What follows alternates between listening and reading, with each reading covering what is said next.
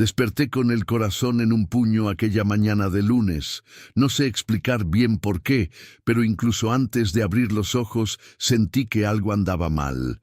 Había un silencio distinto en el aire, un silencio demasiado pesado, de ese tipo que parece que el propio monte estuviera conteniendo la respiración. Me quedé quieta en la cama un segundo, escuchando. Nada. Y fue esa nada la que me heló la sangre. Mi nombre es Ximena. Tengo 52 años. Soy la hija menor de Doña Remedios, a quien todos aquí, en la ranchería de Agua Clara, allá por Tepatitlán, en Jalisco, llaman Doña Reme.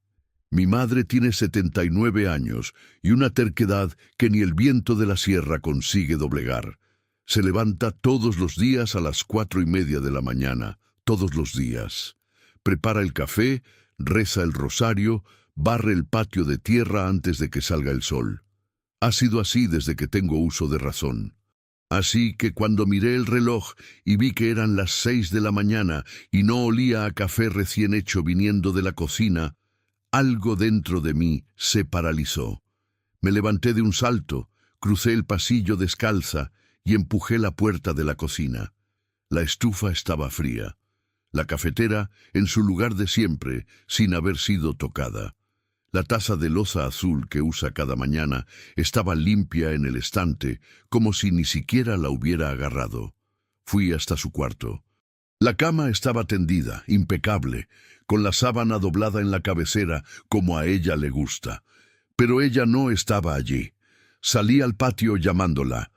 ¡Mamá! ¡Mamá!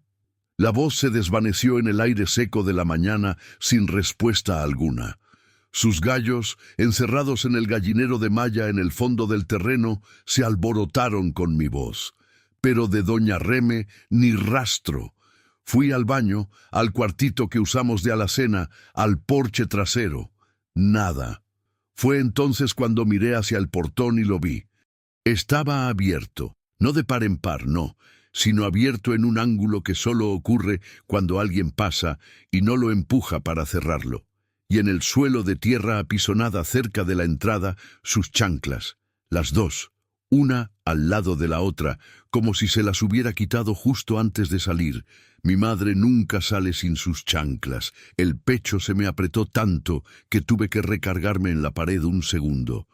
Miré hacia el camino de tierra que pasa frente a nuestra casa y sigue en dirección al monte, a esa zona de campo abierto y veredas que queda detrás de las propiedades de los alrededores.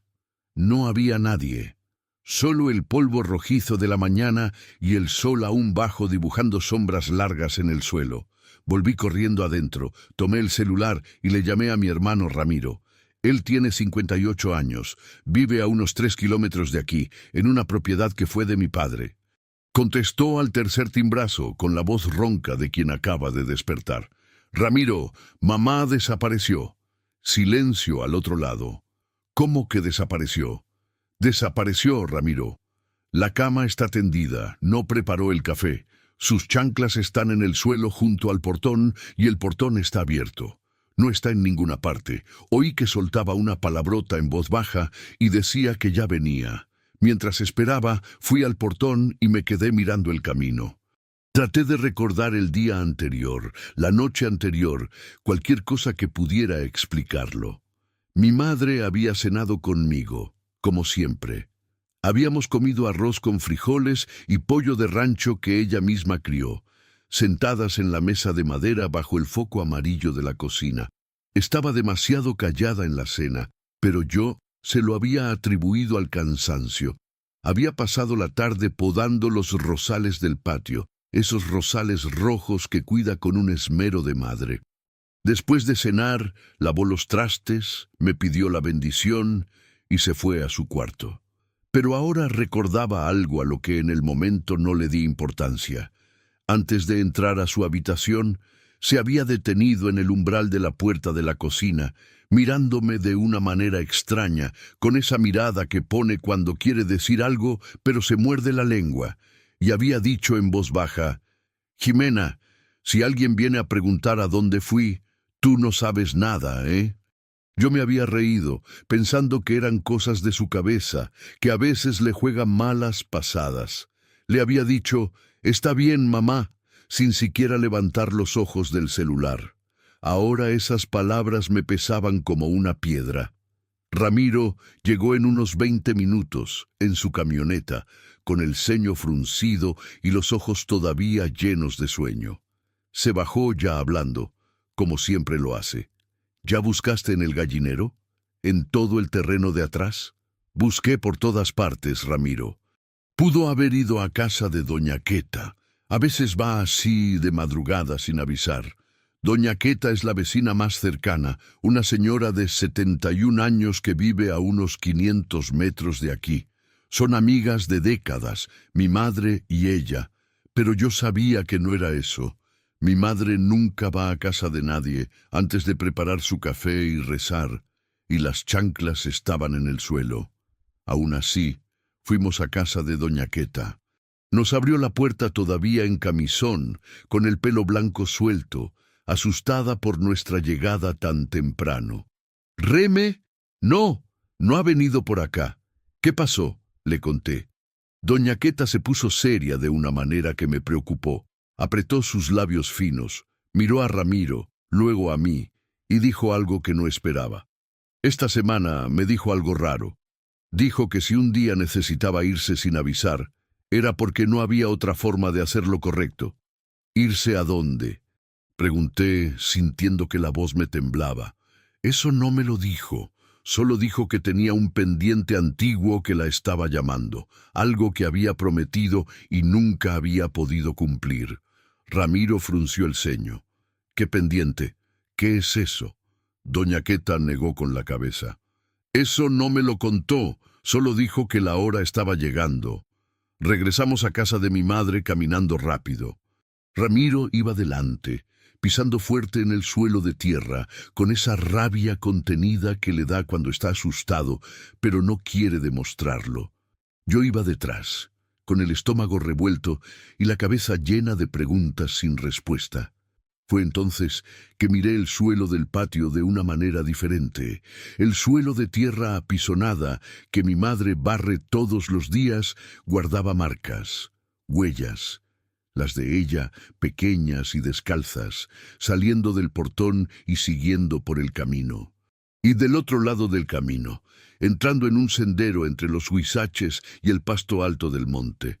Mi madre se había metido al monte, sola, de madrugada, sin chanclas. «Ramiro», él miró hacia donde yo señalaba y se puso pálido. «Dios mío», dijo en voz baja. Seguimos las huellas. Iban firmes, sin dudar, como si mi madre supiera exactamente a dónde se dirigía. Entramos en el sendero. Pasamos bajo las ramas de los mezquites que rociaban rocío sobre nuestras cabezas. Pisamos el pasto mojado hasta las rodillas. El monte por la mañana temprano tiene un olor a tierra y flor mezclados que normalmente me parece hermoso. Aquella mañana solo me daba angustia. Las huellas se detuvieron en un claro. Allí había una piedra grande, lisa, que los más viejos de la región llaman la piedra de la oración, porque antiguamente la gente se reunía allí para hacer rezos de sanación. Mi madre se había sentado en esa piedra.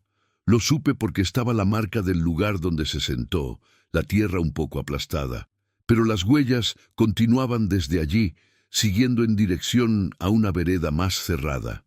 «Se fue más adentro», dijo Ramiro, con la voz ronca. «¿Por qué haría eso?». Él no respondió. Yo tampoco sabía la respuesta. Continuamos siguiendo las huellas, pero se fue haciendo más difícil porque el suelo allí estaba más cubierto de hojarasca y las pisadas desaparecían. Ramiro intentó llamar al celular de mi madre. Ella tiene un celular viejito que le dimos, de esos sencillos, pero solo lo usa cuando quiere y no le gusta contestar. Sonó, sonó y nada. Regresamos al camino. Ramiro se quedó en silencio un rato, mirando hacia el monte. Luego se volteó hacia mí. «Jimena, necesito decirte algo.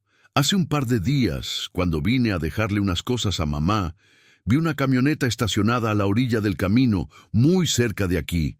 Una camioneta que no era de por aquí, muy fuera de lugar. Un hombre estaba parado afuera hablando por celular. Cuando pasé, me miró de una manera que no me gustó. Ni siquiera lo comenté porque pensé que era una tontería.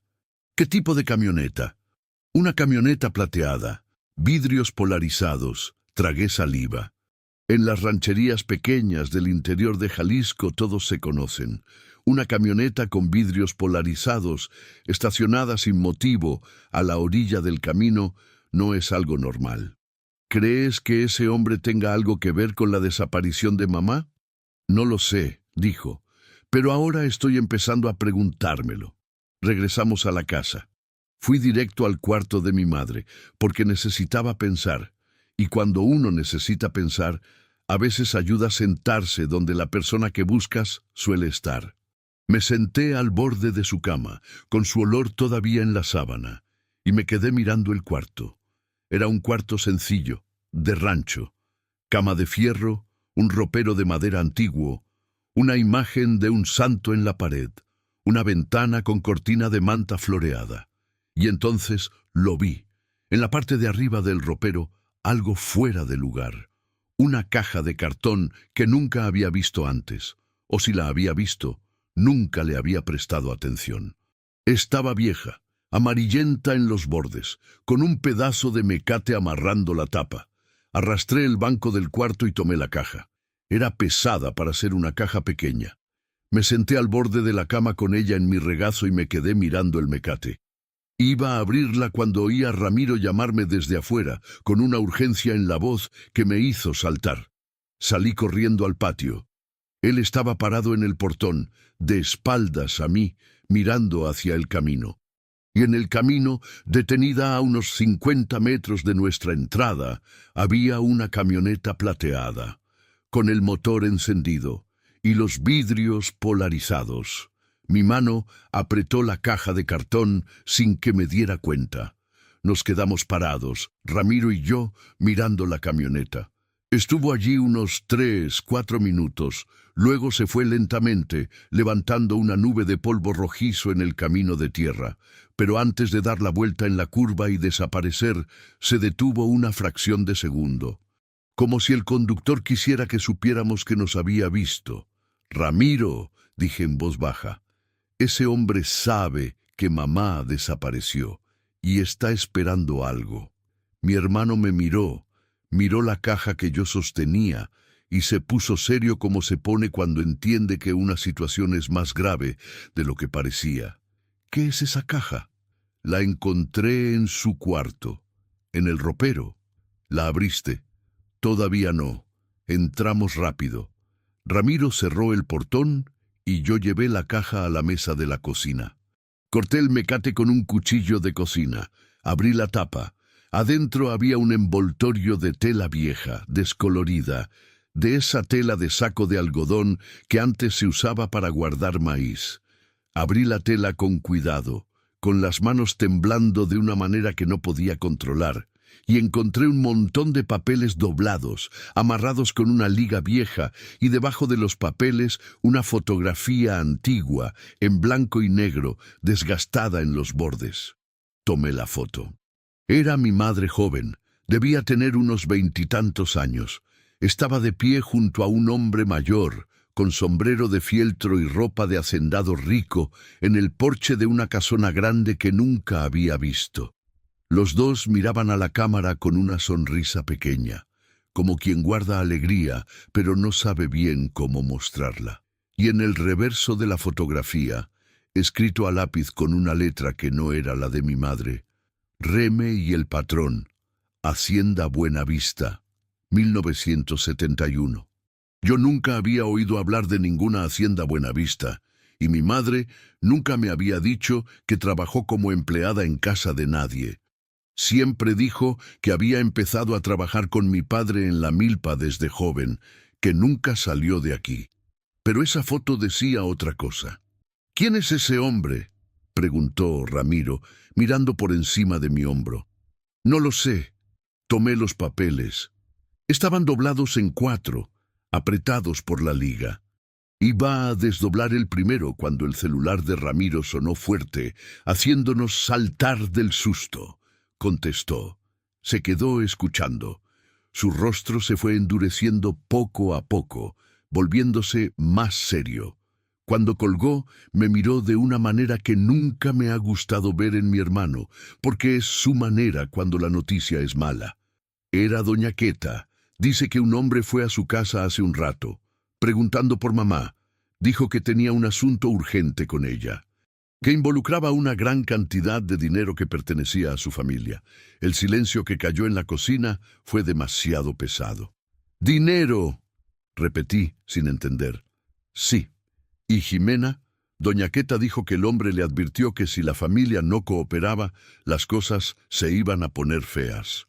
Miré el envoltorio de papeles en mi mano, miré la foto de mi madre joven junto al hombre del sombrero, y sentí que estaba sosteniendo, sin saberlo todavía, el principio de todo. Volví a meter los papeles en la caja, cerré la tapa y fui a guardarla al fondo de mi propio cuarto, dentro de la mochila que uso para viajar. Si aquel hombre quería lo que estaba en esa caja, primero tendría que encontrarme a mí. Solo que mientras guardaba la caja, tuve un momento de claridad que me dolió. Necesitaba pensar bien. No podía actuar por el susto. No podía quedarme allí parada esperando que las cosas sucedieran. Mi madre había desaparecido por una razón. Se había ido a propósito y había dejado esa caja para ser encontrada. Estaba casi segura. Si hubiera querido que la caja desapareciera con ella, se la habría llevado. Pero la dejó. Eso significaba que quería que yo la encontrara, que yo supiera. Pero ¿saber qué? Todavía no entendía nada. Solo sabía que había un hombre en una camioneta plateada haciéndole preguntas a doña Queta, que había una foto antigua que mi madre nunca le había mostrado a nadie, y que había papeles que todavía no había tenido el valor de abrir bien. Ramiro entró al cuarto mientras yo todavía tenía la mochila en las manos y dijo con voz baja, pesada: «Jimena, tengo un mal presentimiento. Ese hombre que le dijo a doña Queta que las cosas se iban a poner feas, ese tipo de gente no hace esas amenazas en vano. Ya he visto este tipo de situaciones antes. Hay dinero de por medio, hay gente dispuesta a hacer cosas malas para conseguir lo que quiere. ¿Qué crees que sepa, mamá? No lo sé, pero desapareció antes de que este hombre viniera. Eso quiere decir que sabía que iba a aparecer. Lo sabía y se fue antes. Aquello me golpeó fuerte. Mi madre, de 79 años, sola, descalza, se había metido al monte de madrugada porque sabía que alguien venía. Y fue a buscar algo, o a alguien, antes de que ese alguien llegara primero. Estaba guardando la mochila cuando oí un ruido afuera, un ruido diferente. No era un pájaro, no era el viento, era el portón siendo empujado lentamente, con ese rechinido de bisagra oxidada que conozco desde niña. Alguien había entrado en nuestro patio sin tocar, sin avisar, sin pedir permiso. Me levanté despacio. Puse la mochila detrás de la puerta del cuarto, tomé el celular con la mano temblorosa y fui de puntillas hasta el pasillo. Ramiro ya estaba parado cerca de la ventana de la sala, espiando por las rendijas de la persiana, con el rostro cerrado y tenso como nunca se lo había visto a mi hermano. Me miró, levantó la mano pidiendo silencio y señaló hacia afuera. Fui hasta la otra ventana y espié. En el patio de tierra, caminando despacio y mirando todo a su alrededor, como quien está mapeando el lugar, había un hombre. No era viejo, no era joven, unos 45 años tal vez. Ropa sencilla, pero zapatos buenos. Cara de quien está acostumbrado a entrar en lugares sin ser invitado y creer que tiene derecho. Caminó hasta el centro del patio, se detuvo, miró hacia la puerta de la casa y se quedó esperando así, parado en medio de nuestro terreno, como si supiera que estábamos adentro mirándolo. Y lo peor era que no tenía ninguna prisa. Ramiro fue hacia la puerta antes de que pudiera decir algo. Le sujeté el brazo, apretando fuerte, pero me miró con esa determinación de hermano mayor que no hay forma de detener. Abrió la puerta y se quedó en el umbral, con los brazos cruzados, mirando al hombre en el patio. ¿Le puedo ayudar en algo?, preguntó, con una frialdad que nunca le había oído en la voz. El hombre no se asustó. No retrocedió ni un paso. Se metió las manos en los bolsillos del pantalón y sonrió de una manera que no le llegaba a los ojos. «Estoy buscando a doña Remedios. Tengo un asunto importante que tratar con ella. Mi madre no está en casa». «Lo sé», dijo el hombre. «Por eso estoy aquí, para hablar con sus hijos». Salí del pasillo y me paré en el umbral junto a Ramiro. Miré al hombre de frente. Era más alto de lo que pareció por la ventana. Tenía la mandíbula cuadrada y los ojos pequeños, de ese tipo de ojos que te están midiendo mientras fingen ser amables. «¿Quién es usted?», pregunté. «Me llamo Renato Castañeda.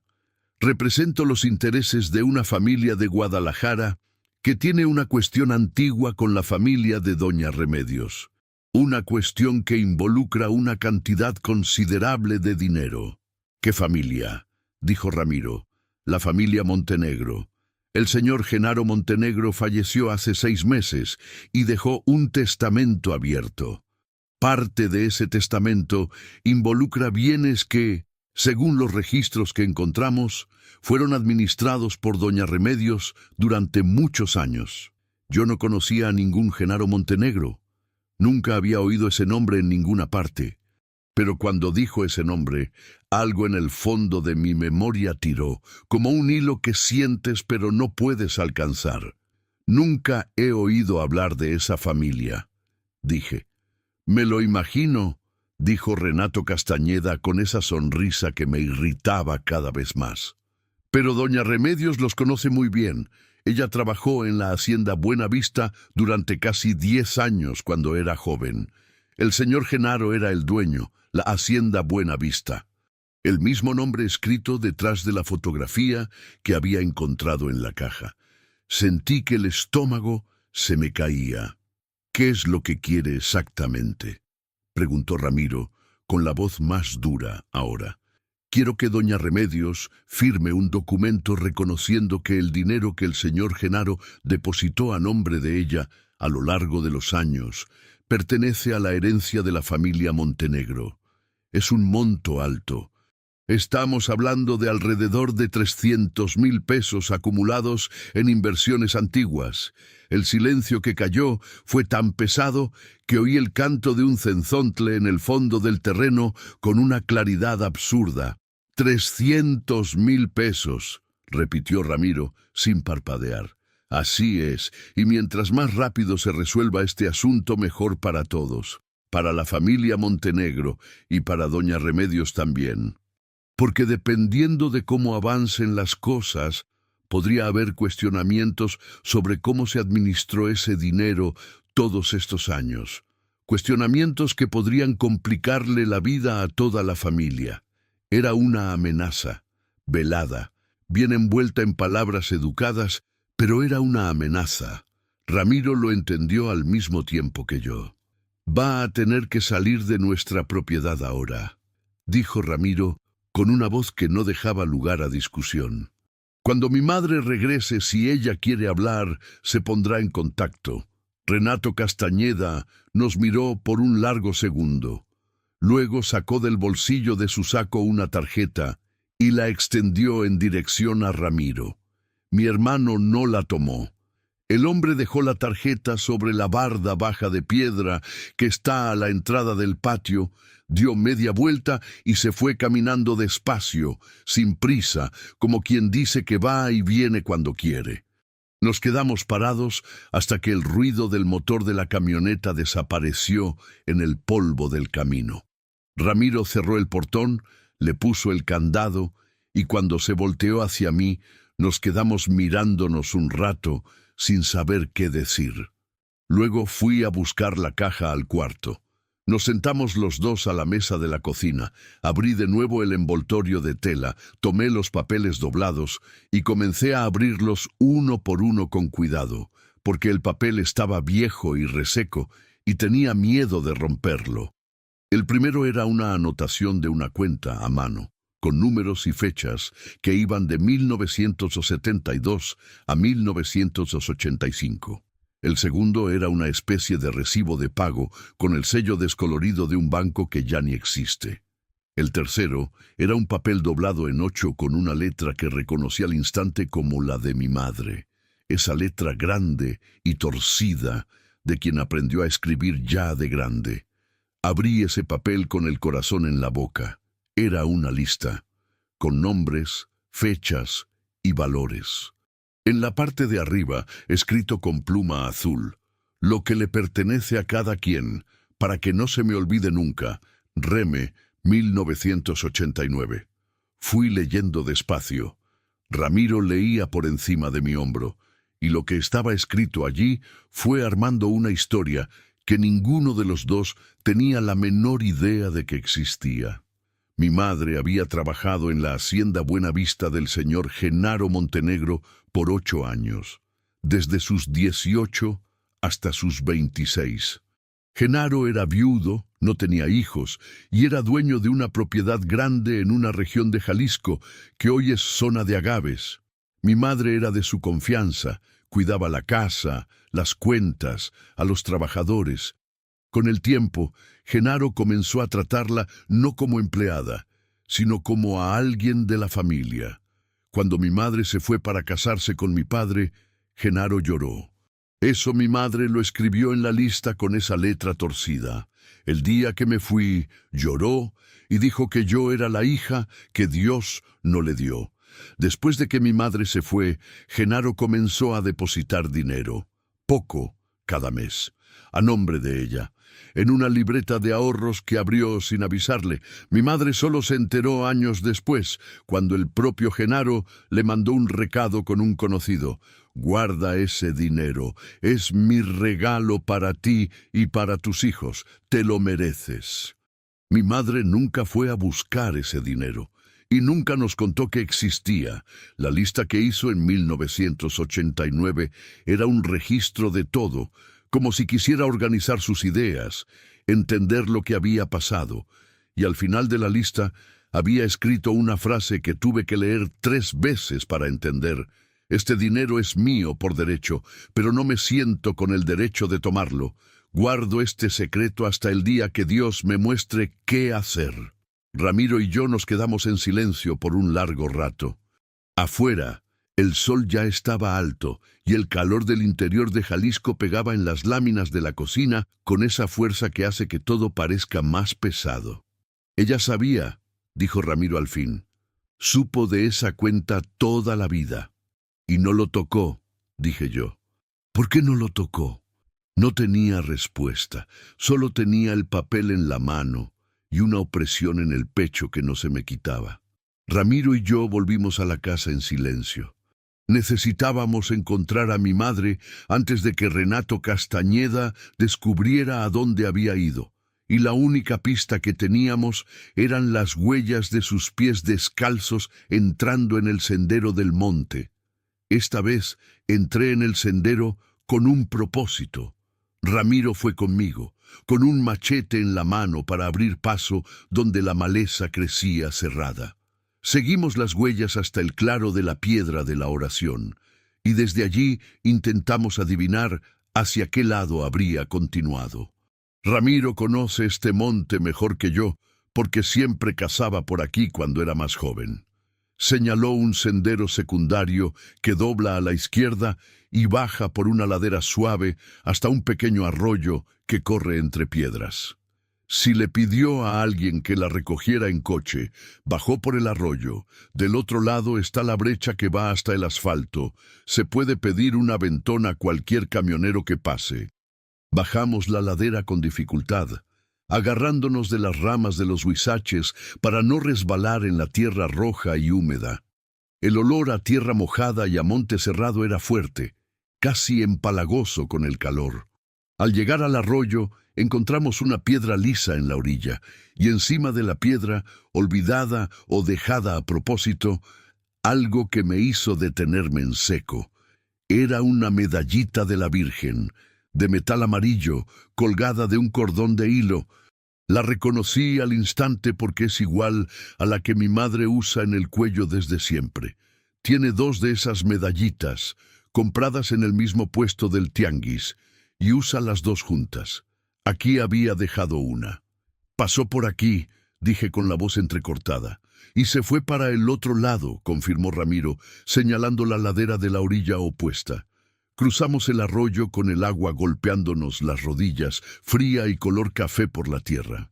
Subimos por el otro lado agarrándonos de las raíces expuestas, y cuando llegamos a la cima de la ladera y salimos a la orilla de la brecha, vimos el polvo todavía suspendido en el aire, como si un vehículo hubiera pasado por allí no hacía mucho tiempo. Mi madre había conseguido un aventón. Sentí un alivio enorme y un pavor en la misma proporción. Había salido de aquí. Estaba viva y se había ido a propósito. ¿Pero a dónde? ¿Y con quién? Fue entonces cuando sonó el celular en mi bolsillo. Número desconocido con la hada de Guadalajara. Contesté sin pensar. ¿Jimena? La voz era de una mujer baja, con un acento diferente al nuestro. Soy Concepción. Tu madre está aquí conmigo. Llegó hoy por la mañana. Está bien, no te preocupes, pero me pidió que te llamara para decirte que necesita unos días para resolver algo y que no vas a creer lo que tiene que contarte cuando regrese. ¿Concepción quién? Dije tratando de mantener la voz firme. ¿Dónde está mi madre? Estoy en Tequila. Soy vecina de una prima tuya que vive aquí. Tu madre me conoce desde hace años.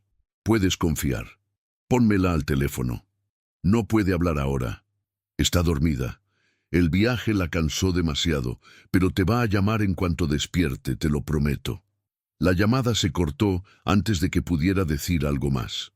Me quedé mirando el celular en mi mano, de pie a la orilla de la brecha, con el sol pegándome en la cabeza y el monte por todos lados. Ramiro me miraba esperando. Está en Tequila, dije, con una mujer llamada Concepción.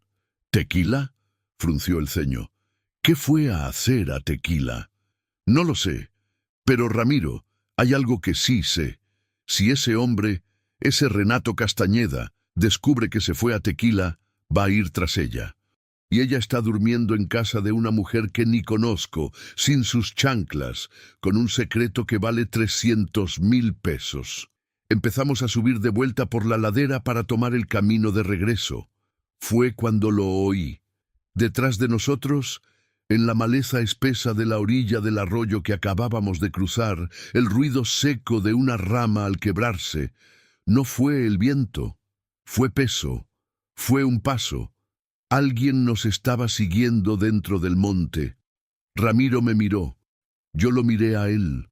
Apretó el mango del machete con una mano y con la otra me hizo una seña para que me quedara quieta. Obedecí. Me quedé parada allí, respirando por la boca para no hacer ruido, con el corazón latiendo tan fuerte que temía que quien estuviera en el monte pudiera escucharlo. El monte a nuestro alrededor se volvió aún más silencioso. Es algo extraño que sucede cuando hay un ser humano en el monte. Los animales lo sienten y dejan de hacer ruido. Así que de repente ya no había canto de pájaros, ni el susurro de los insectos, no había nada más que el viento suave en las hojas del monte y esos pasos que continuaban acercándose por la ladera de abajo. Ramiro dio un paso en mi dirección y susurró tan bajo que apenas lo oí. Cuando yo te diga, corres por la brecha hacia la derecha, sin parar. Ve hasta la primera reja que veas y grita por ayuda. No te voy a dejar aquí solo. Jimena, haz lo que te digo. Iba a responder cuando el ruido se detuvo de repente. Silencio total. Aquello fue casi peor que los pasos, porque al menos cuando los oía sabía dónde estaba quien nos seguía. En el silencio, ese alguien podía estar en cualquier lugar. Nos quedamos los dos parados por unos 30 segundos que parecieron 30 minutos. Ramiro miró hacia la ladera. No había nadie. Solo la sombra verde y ocre del monte y el brillo del arroyo allá abajo. Eran pasos de gente, dijo con firmeza. Pero quien fuera, se escondió a propósito. Subimos el resto del camino rápido, mirando hacia los lados. Cuando llegamos de vuelta al camino y luego al patio de la casa, sentí que respiraba mejor, pero no mucho. Entré en la cocina, puse a calentar agua en la estufa más por costumbre que por sed, y me senté a la mesa con los codos apoyados y la cabeza entre las manos. Ramiro se quedó de pie junto al fregadero, lavándose la cara. Luego se sentó en la silla de enfrente y se quedó mirándome. «Jimena, ese Renato Castañeda vino a medirnos, a ver si cedíamos fácil, y la persona en el monte probablemente fue alguien que mandó para seguirnos y saber a dónde íbamos. Entonces puede que ya sepa que mamá se fue a Tequila». Ramiro no respondió, pero su expresión lo dijo todo. Fui al cuarto, tomé la mochila donde había guardado la caja de cartón y volví a la mesa. Puse la caja frente a Ramiro. Tenemos que saber todo lo que hay aquí dentro. Cada papel, cada anotación. Si hay algo que pruebe que este dinero le pertenece a mamá por derecho, va a estar aquí. Pasamos toda la tarde en la mesa de la cocina, leyendo papel por papel con la luz de la ventana pegando de lado. La mayoría eran cosas viejas que no lograba entender bien. Recibos de bancos que ya ni existían, notas de la tienda de abarrotes, apuntes de cuentas de mercancía.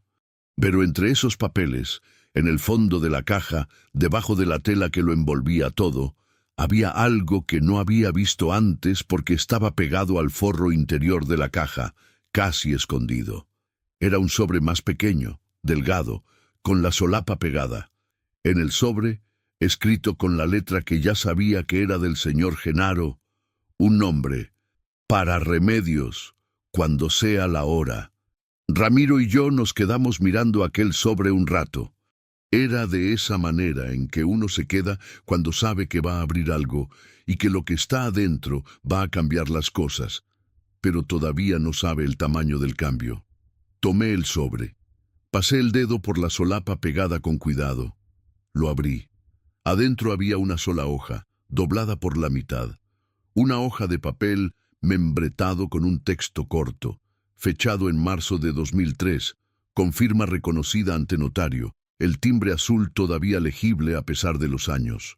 Era una declaración, escrita por el propio Genaro Montenegro, en pleno uso de sus facultades, declarando que había depositado a lo largo de los años un total de recursos financieros a nombre de Remedios, de libre y espontánea voluntad, como reconocimiento por servicios prestados y como regalo personal, sin ninguna obligación de devolución por parte de la beneficiaria, y que esos valores eran de propiedad exclusiva de ella y de sus descendientes.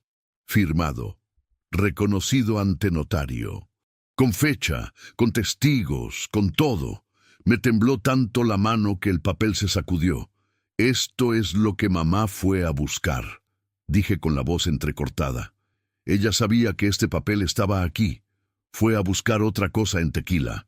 Algo que necesitaba junto con este papel. «O a alguien», dijo Ramiro en voz baja. Nos quedamos mirando. El agua empezó a chiflar en la estufa, ese silbido agudo e insistente que llena el silencio de la cocina. Pero ninguno de los dos se levantó a quitarla. Porque en ese momento el celular de Ramiro sonó de nuevo. Esta vez era un número que reconoció al instante. Contestó.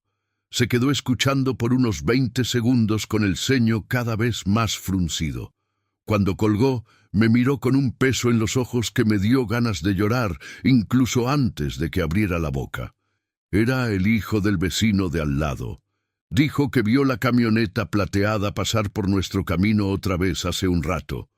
Solo que esta vez no se detuvo aquí.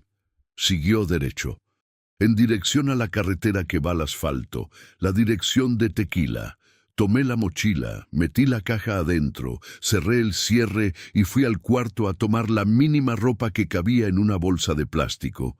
Ramiro ya estaba en el patio encendiendo el motor de la camioneta.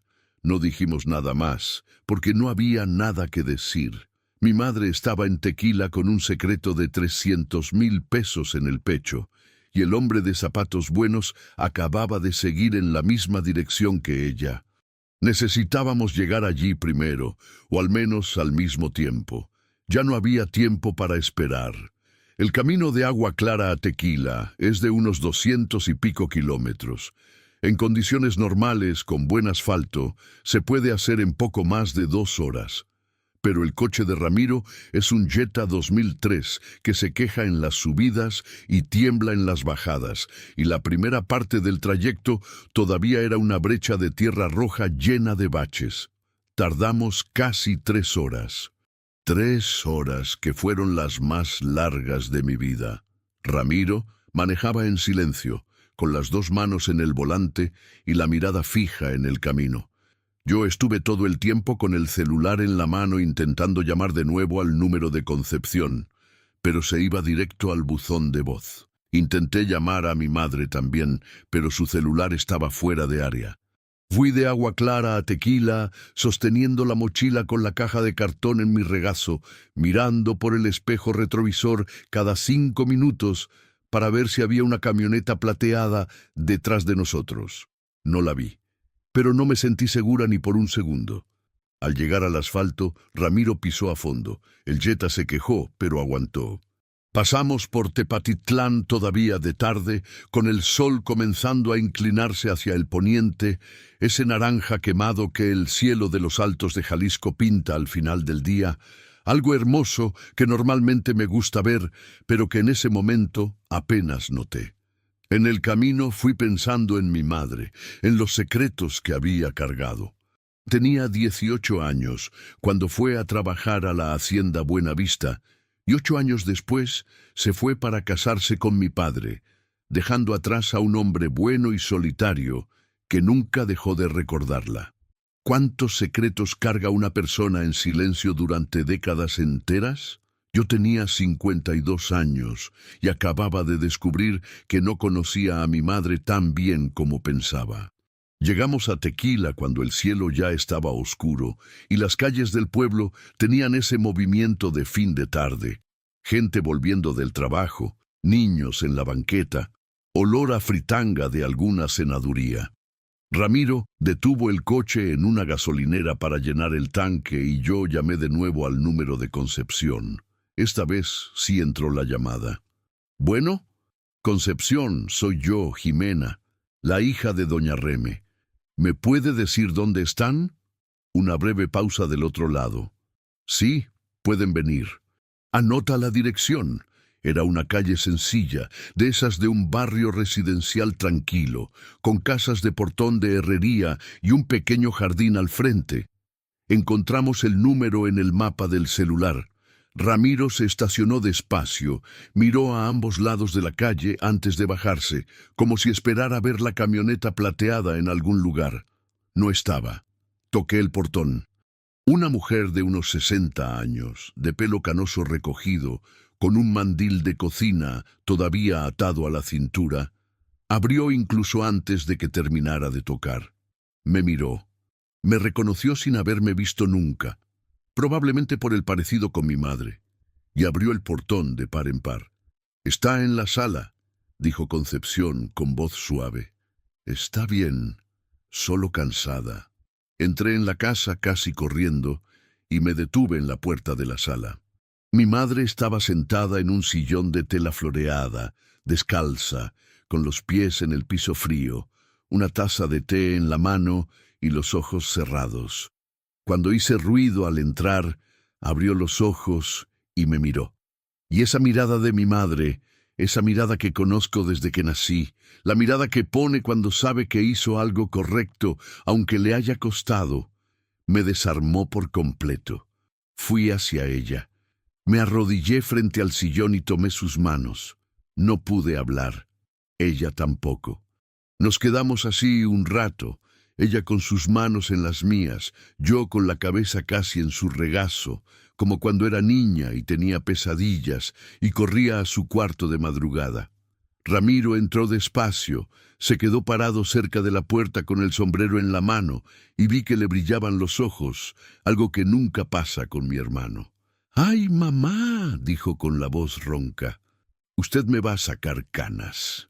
Ella rió, una risa pequeña, cansada, pero genuina.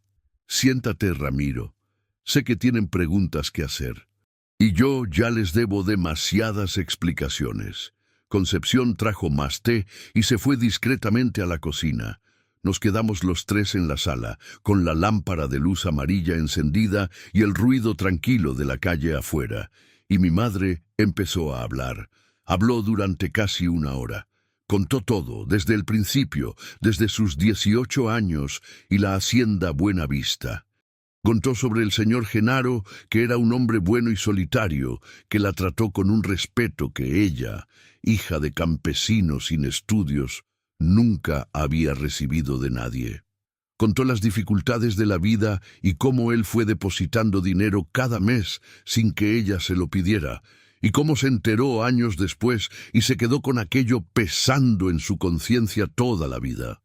Contó del sobre que él le mandó con un conocido, con la declaración notariada, y de cómo guardó todo en la caja porque no sabía qué hacer, porque tomar ese dinero le parecía incorrecto, pero tirarlo le parecía una ingratitud.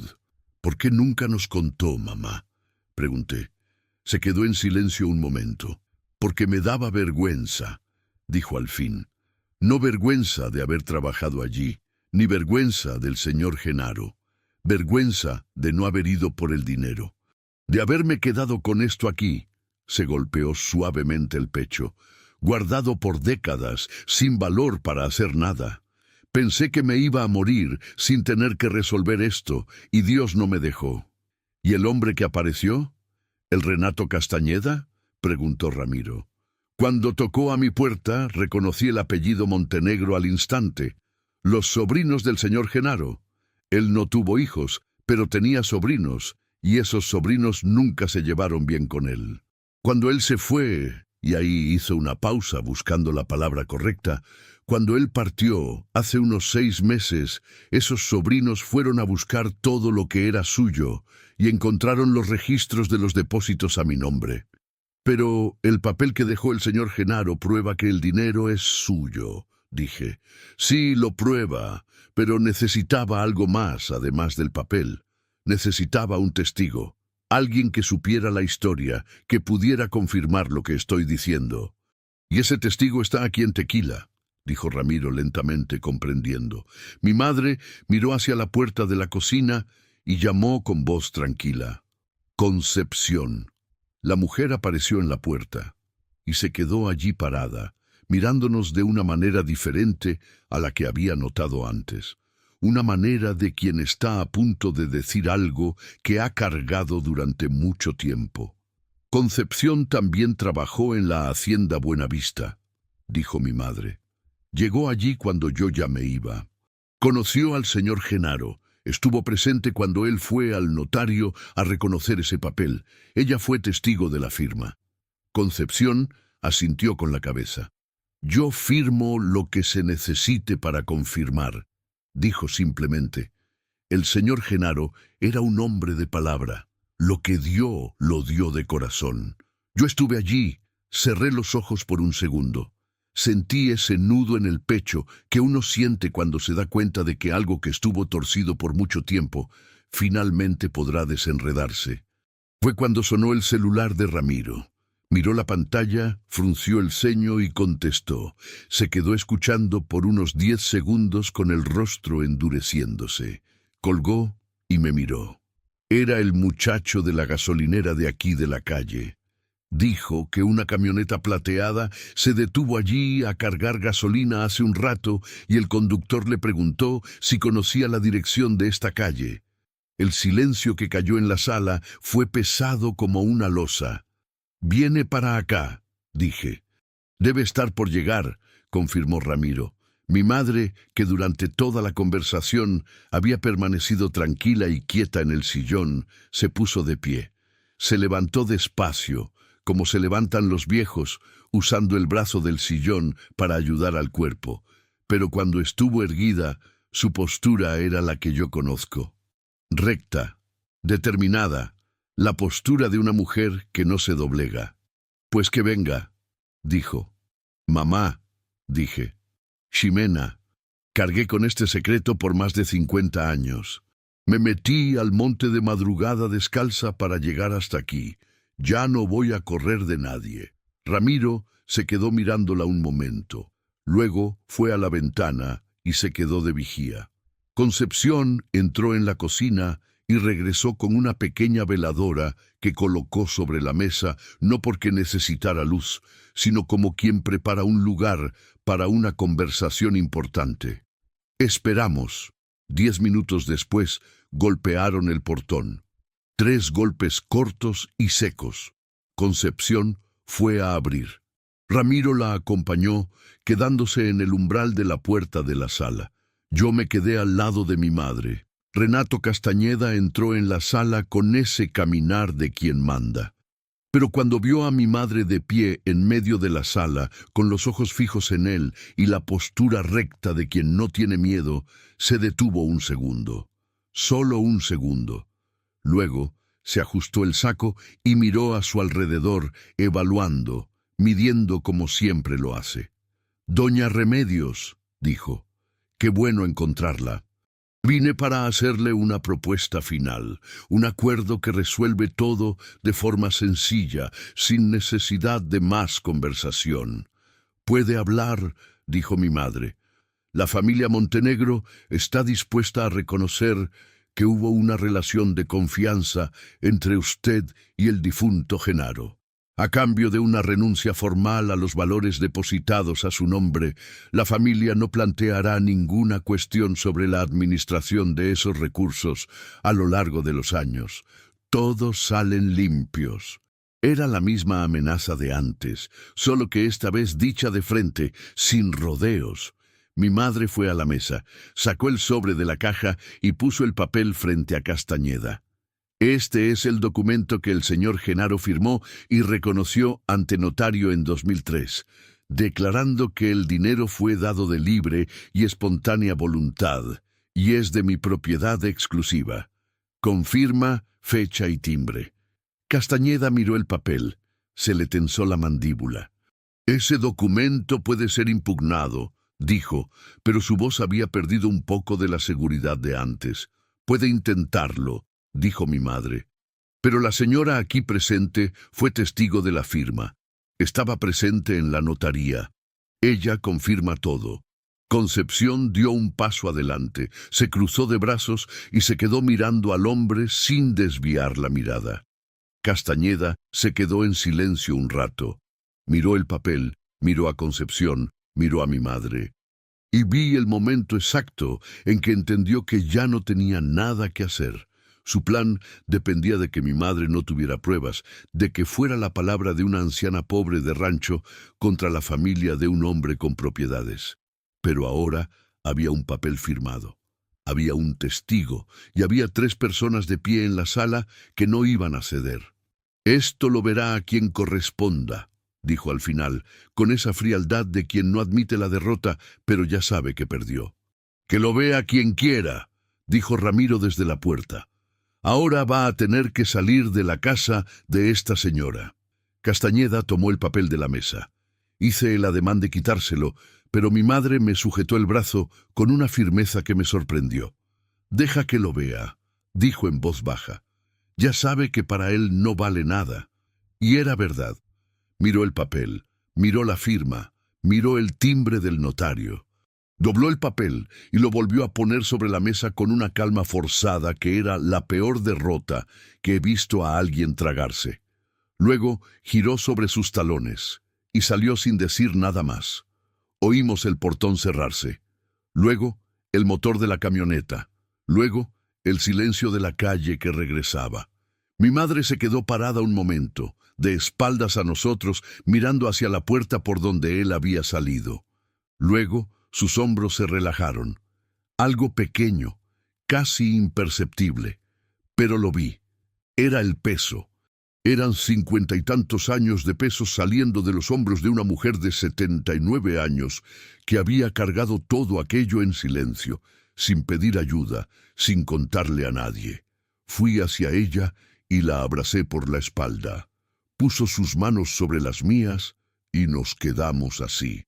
«Se acabó, mamá», le dije al oído. «Se acabó», repitió ella, con una voz que sonaba más ligera de lo que le había oído en años.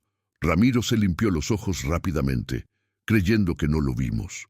Concepción fue a la cocina y regresó con chocolate caliente y unas conchas recién hechas en una charola, porque en el campo de Jalisco toda emoción grande se acompaña con algo caliente, y esa es una de las mejores cosas del mundo.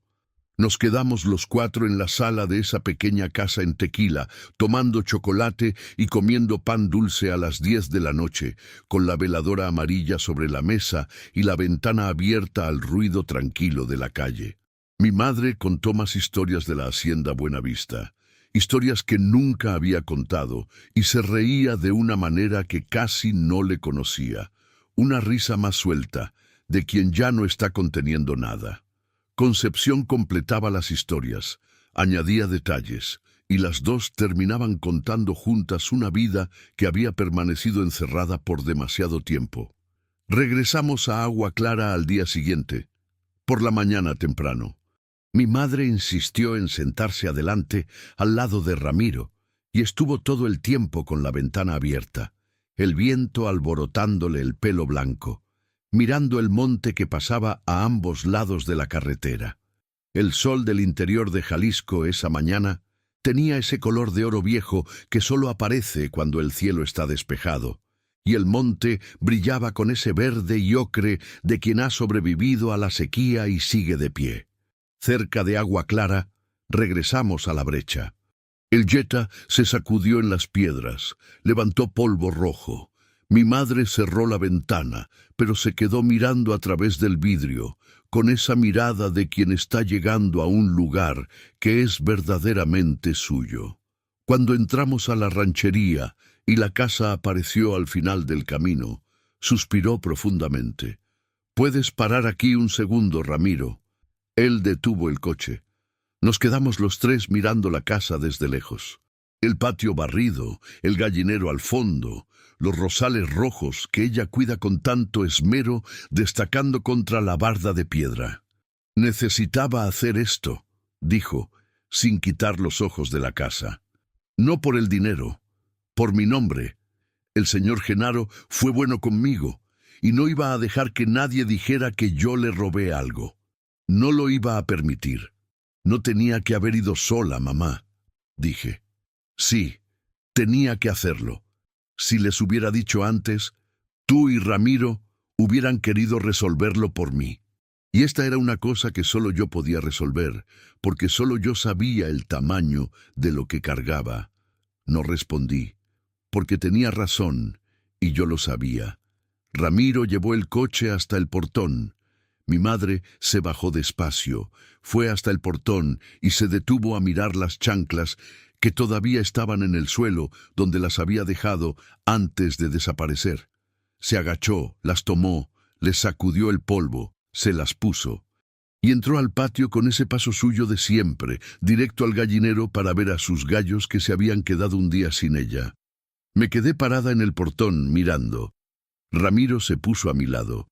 «Esta mujer», dijo en voz baja con admiración. «Sí», asentí. En los días que siguieron, la vida volvió a la normalidad en Agua Clara, como lo hace la vida cuando pasa una tormenta. Mi madre volvió a levantarse a las 4:30, a preparar el café, a rezar el rosario, a barrer el patio antes de que saliera el sol. Renato Castañeda nunca más apareció.